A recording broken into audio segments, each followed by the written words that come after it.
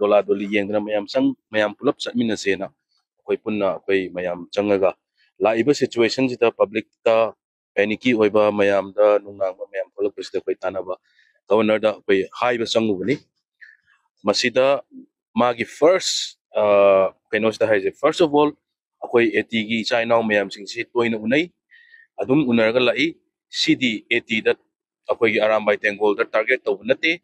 individual amdani adu akoi da first pressure pibase ama oiro hujiki leiriba situation sida hajan ba hujiki leiriba situation sida phaba kunba haibase CD amna mayam gi apamba oidre noina kaino toraga kona kaino individual orsu ama orsu kunna hayeng noina fajana public ta sini hairaga fajana magi phari bagi maram do haira kandu da tawbiyu na first pressure je koi mayam na adum pijarami ani subada aigi constituency khambok tisu yawi anga ama adu moi mari siga hojiki koi lei moi manga se leminaram bani moi mari madi kasu yamna serious leminaram bagi ne moina police ki hafet report lauraga karimta kaino leiram dragadi thadok onen hayawe hojik police koi mayam toraga police ki koi high authorities mayam toraga meeting kana tawini adu matung decision laune